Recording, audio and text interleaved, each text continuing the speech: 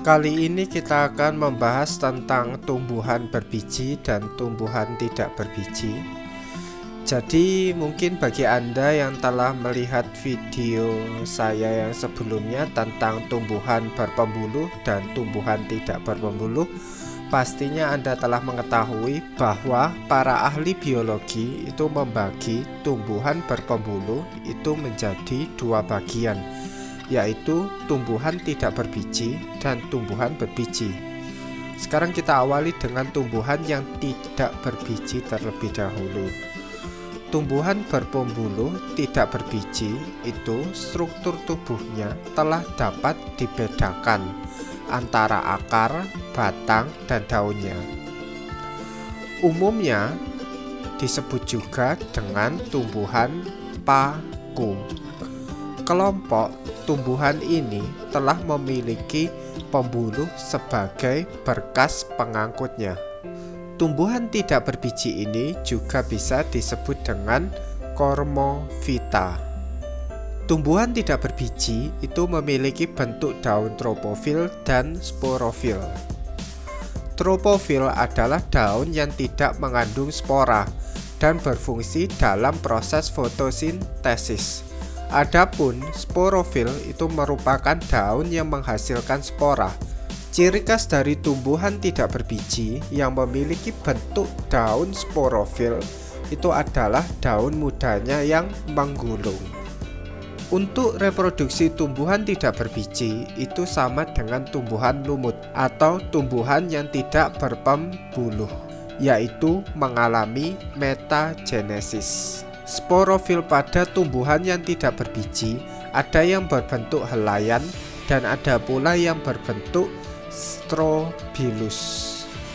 Strobilus merupakan kumpulan beberapa sporofil yang menyerupai bentuk kerucut.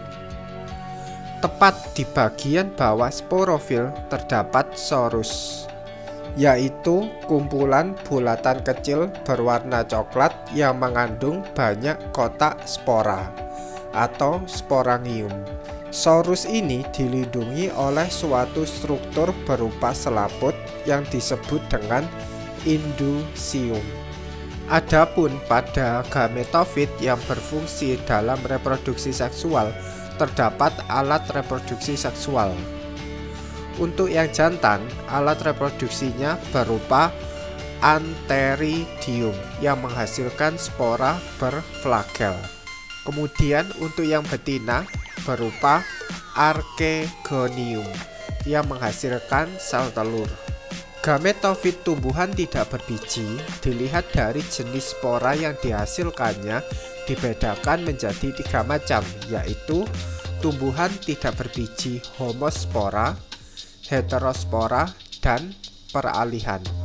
Tumbuhan tidak berbiji homospora merupakan tumbuhan yang menghasilkan spora dengan jenis dan ukuran yang sama. Kemudian untuk tumbuhan tidak berbiji heterospora adalah tumbuhan yang menghasilkan spora dengan jenis dan ukuran yang berbeda.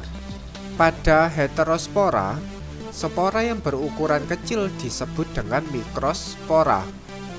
Mikrospora merupakan spora berkelamin jantan. Kemudian untuk spora yang berukuran besar disebut juga dengan megaspora, yaitu spora yang berkelamin betina. Kemudian untuk tumbuhan tidak berbiji peralihan adalah tumbuhan yang menghasilkan spora dengan bentuk dan ukuran yang sama, tetapi memiliki jenis yang berbeda.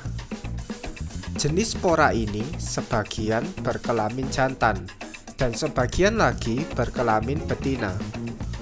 Tumbuhan berpembuluh tidak berbiji itu dibagi menjadi 4 divisio. Yang pertama adalah divisio Psilophyta.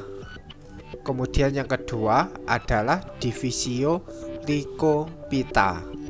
Kemudian yang ketiga adalah divisio Sphenophyta. Kemudian yang keempat adalah divisio Pterophyta. Sekarang kita masuk ke poin yang kedua, yaitu tumbuhan yang berbiji. Tumbuhan yang berbiji merupakan kelompok tumbuhan yang perkembangbiakan generatifnya menggunakan biji yang dihasilkan oleh bunga. Di dalam bunga ini terdapat alat perkembangbiakan berupa sel kelamin jantan dan sel kelamin betina. Tumbuhan berbiji telah memiliki klorofil yang berfungsi dalam proses fotosintesis atau pembuatan makanan.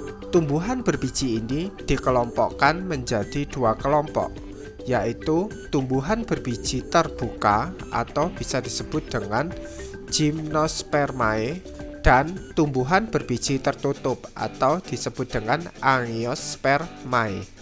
Pada video selanjutnya, saya akan membahas tentang tumbuhan berbiji terbuka dan tumbuhan berbiji tertutup.